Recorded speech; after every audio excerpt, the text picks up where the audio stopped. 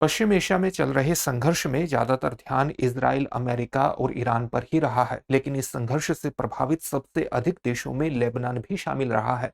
हाल ही में इजराइल से ये खबर आ रही है, इजराइल की योजना है कि वो लेबनान के दक्षिण में स्थित लिटानी रिवर तक अपने क्षेत्र का विस्तार कर सकता है या वहां एक डिफेंस जोन का निर्माण कर सकता है। तो लिटानी रिवर की भौगोलिक अवस्थिति क्या है, ये जानना आपके लिए बेहद इंपॉर्टेंट है। और साथ ही यहां पर जो डिफेंस जोन बनाने की परिकल्पना इजराइल कर रहा है, इस प्रकार की खबरें आ रही हैं, उसका महत्व क्या है इजराइल के लिए। चलिए इस वीडियो के माध्यम से जानने की कोशिश करते हैं। सबसे पहले इस क्षेत्र की एक भौगोलिक अवस्थिति पर नजर डाल लीजिए। यहां पर आप जानते हैं ये इजराइल है, ये वेस्ट बैंक है, ये गाजा स्ट्रिप है और ये लेबनान की अवस्थिति है। यहां पर लेबनान में लिटानी रिवर की अवस्थिति कहां पर पड़ेगी, लिटानी या लितानी जो भी आप कहें। अगर आप एक बड़े मैप में देखें तो ये लेबनान का मैप है और ये लितानी रिवर की अवस्थिति है, ऊपर से इस प्रकार से आती है और ये भूमध्य सागर में इस प्रकार से गिरती है। ये जो एरिया है दक्षिण का, इस एरिया को लितानी रिवर के दक्षिण का, और ये इजराइल के साथ सीमा है। ये लेबनान का लगभग 10% का हिस्सा है और लितानी रिवर की इजराइल से जो दूरी है वो लगभग 30 किलोमीटर के आसपास है। ये शिया बहुल इलाका है और शिया बहुल इलाका होने के साथ साथ जो हिजबुल्लाह संगठन है उसका महत्वपूर्ण समर्थन आधार है। ये समर्थन आधार का निर्माण करता है। इजराइल में जो अधिकांश रॉकेट हमले होते हैं वो वस्तुतः इसी के हिजबुल्लाह प्रभावित क्षेत्रों से होते हैं। यहीं पर ऐसा माना जाता है कि यहीं से हिजबुल्लाह रॉकेट हमले करता है, इसी एरिया से इजराइल में। तो इजराइल क्या है कि यहां तक अपने क्षेत्र को विस्तारित करके या यहां पर एक डिफेंस जोन का निर्माण करके हिजबुल्लाह को पीछे धकेल करके इस क्षेत्र से के माध्यम से होने वाले रॉकेट हमलों को रोकने का प्रयास कहीं ना कहीं इजराइल कर रहा है। तो इसका प्रयास वो किस प्रकार से कर रहा है, यहां उसने जो लिटानी रिवर है उस पर स्थित जो मुख्य पुल है उस पर उन्होंने हमला किया है। उन पुलों को उड़ा दिया है एक प्रकार से आप कह सकते हैं, चाहे वो कोस्टल हाईवे ब्रिज हो, चाहे कंटारा ब्रिज हो, चाहे जरार यह ब्रिज हो, या आप देखेंगे खरदाली ब्रिज और अल दलाफा ब्रिज। इनके प्रोनाउंसिएशन में डिफरेंस हो सकता है, क्योंकि हो सकता है कि यहां का प्रोनाउंसिएशन डिफरेंस हो, तो उसको उससे आपको घबराने की आवश्यकता नहीं है। तो यहां के मुख्य मार्गों पर नियंत्रण स्थापित करेगा, मुख्य मार्गों पर ही नियंत्रण स्थापित नहीं करेगा, बल्कि इजराइल का यह मानना है कि हिजबुल्लाह को जो हथियारों की सप्लाई होती है वो वस्तुतः इन्हीं पुलों के माध्यम से होती है, इसलिए इन पुलों को उसने उड़ाया है। अब उसकी योजना है कि इस क्षेत्र के महत्वपूर्ण मार्गों पर, रास्तों पर नियंत्रण स्थापित कर ले, ताकि हिजबुल्लाह को किसी भी प्रकार से हथियारों की आपूर्ति ना हो, वो यहां से रॉकेट को लॉन्च ना कर सके। इजराइल में स्थित जो उसकी इजराइल और लेबनान सीमा पर स्थित जो नागरिक हैं इजराइल के, वहां अपने नागरिकों की वो सुरक्षा को सुनिश्चित कर सके। ये इजराइल की योजना है और उसी योजना के अंतर्गत उसने 5 पुलों को एक तरह से खत्म कर दिया है। ये संघर्ष की शुरुआत किस प्रकार से हुई थी, और लेबनान में पहले भी 1985 से लेकर के 2000 तक इजराइल रह चुका है, तो वहां पर उसका क्या अनुभव था और भविष्य में ये इजराइल के लिए किस प्रकार से जोखिम भरी व्यवस्था हो सकती है, जोखिम भरा कदम हो सकता है, इन सभी विषयों पर हम चर्चा करेंगे। लेकिन उससे पहले इस बात को ध्यान में रखिएगा कि दृष्टि संस्थान ने आपकी जीएस की तैयारी को पूरी तरह से करवाने के लिए आप जानते हैं एक कोर्स लॉन्च किया है, GS studio foundation live online course. ये मात्र 34,999 में आपकी जीएस की तैयारी को 14 महीने में ही पूरा करा देगा। और इसकी सबसे खास बातों में शामिल है कि इसको करने के बाद जब आप दृष्टि संस्थान की किसी भी शाखा में जाकर के जीएस फाउंडेशन ऑफलाइन बैच में एडमिशन लेंगे तो ये सारी फीस वहां पर एडजस्ट होगी, यानी एक तरह से ये कोर्स आपको फ्री में ही पड़ जाएगा। इसके संबंध में जो बैच है वो आपको हिंदी, इंग्लिश और इंग्लिश तीनों में ही प्राप्त होंगे। हिंदी माध्यम का बैच 27 अप्रैल से, इंग्लिश का बैच 28 अप्रैल से और इंग्लिश का बैच 29 अप्रैल से प्रारंभ हो रहा है।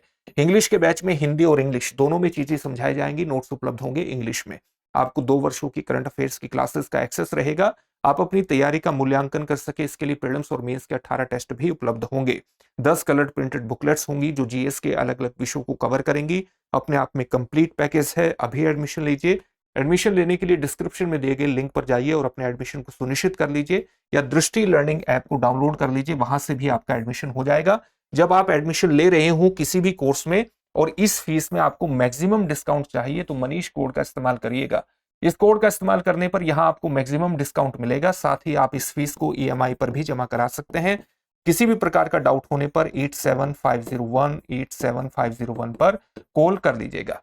जो इज़राइल की योजना है लिटानी रिवर तक एक डिफेंस जोन निर्मित करने की, इस योजना को जो गाजा क्षेत्र है उसके बैत हनून और रफा योजना से भी जोड़ करके देखा जा रहा है। बैत हनून और ये बैत हनून है और ये रफा है। यहां पर भी ऐसा माना जाता है कि माना क्या जाता है कि इज़राइल ने क्या किया था कि इज़राइल ने यहां हमास के ठिकानों को निशाना बनाया था, एयर स्ट्राइक उन पर की थी और फिर यहां एक प्रकार से अपने सैन्य नियंत्रण को बढ़ा दिया था।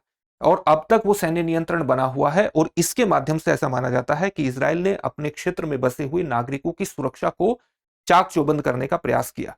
तो इस तरह की अगर योजना इज़राइल की यहां पर है, लिटानी रिवर तक लगातार लंबे समय तक प्रेजेंस बनाए रखने की है, तो लंबे समय तक प्रेजेंस बनाए रखने का जो उसका इतिहास का अनुभव रहा है, उसको बहुत अच्छा अनुभव तो नहीं माना जा सकता, क्योंकि दक्षिण लेबनान में जो इज़राइल की उपस्थिति है वो 1985 से वर्ष 2000 तक भी रही थी, जहां पर लगातार उसे किस गोरेला हमलों का सामना करना पड़ा था, उसके सैनिक हताहत हुए थे। सैनिक हताहत होने की वजह से जो उसका राष्ट्रीय समर्थन है, जो घरेलू समर्थन है इज़राइल का इस योजना को लेकर के, वो समर्थन भी कम हुआ था और इज़राइल को यहां से वर्ष 2000 में वापसी भी करनी पड़ी थी एक प्रकार से। और वापसी करने के बावजूद भी वो इस क्षेत्र से होने वाले जो एक तरह से संघर्ष है या इस क्षेत्र से होने वाले हमलों को स्थायी तौर पर नहीं रोक पाया है। हिजबुल्लाह जो संगठन है, आप जानते हैं कि वो एक महत्वपूर्ण राजनीतिक और सशस्त्र उग्रवादी संगठन है। 1982 में इसकी स्थापना हुई थी और उसको ईरान का परोक्षी भी माना जाता है, यानी ईरान का उसको समर्थन हासिल है। और हाल ही में जब संघर्ष की शुरुआत हुई, कब हुई? जब 7 अक्टूबर 2023 में हमास ने इज़राइल पर एक तरह से हमला किया 7 अक्टूबर 2023 को, तो उसके बाद आप देखेंगे कि हिजबुल्लाह ने भी इज़राइल पर हमले किए थे। उसके जवाब में इज़राइल ने हिजबुल्लाह पर या लेबनान पर लगातार हमले किए।